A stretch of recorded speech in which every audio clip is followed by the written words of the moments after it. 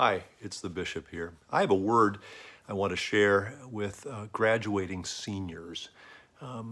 This season of graduation celebrations that looks not probably anything like the kind of celebrations so many of you were hoping for. I want to say a word about that word hope, the things we're hoping and dreaming about. We put our longings right on the line at this season. There's so much we look forward to that have looked forward to that doesn't seem to be possible right now. So, what about that word hope? We use it a lot. I hope for this. I hope we can do that. I hope this or that will happen. In the 5th chapter of the book of Romans, Paul writes to the Christians there in the church in Rome, says this: hope does not disappoint us. And I want to say, really? Sometimes disappointment happens despite our fondest hopes. I had hoped we were going to have that big party after the graduation. I hoped I was going to be able to walk and receive my diploma and turn the tassel and all the rest of it. And sometimes that's simply, those kinds of hopes are simply going to be disappointing. But there's a difference between hoping for something and the way Christians use the word hope. When we talk about our hope is in God alone.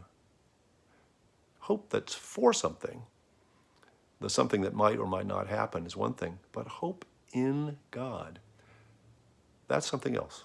Our God never disappoints us.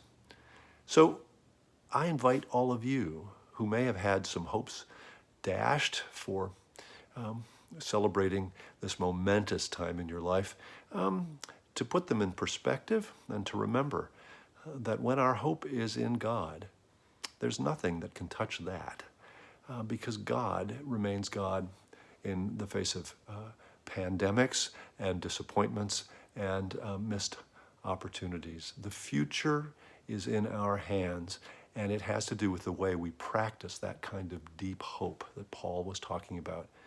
When we put our faith into practice, our faith in the God who never disappoints us, to put that hope into daily practice of moving forward and acting for the welfare of others and practicing loving our neighbor as ourselves.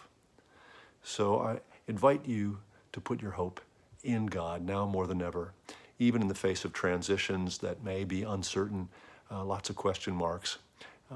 The future depends on our putting hope into practice. Remember, hope, the kind of hope Christians talk about, never disappoints us.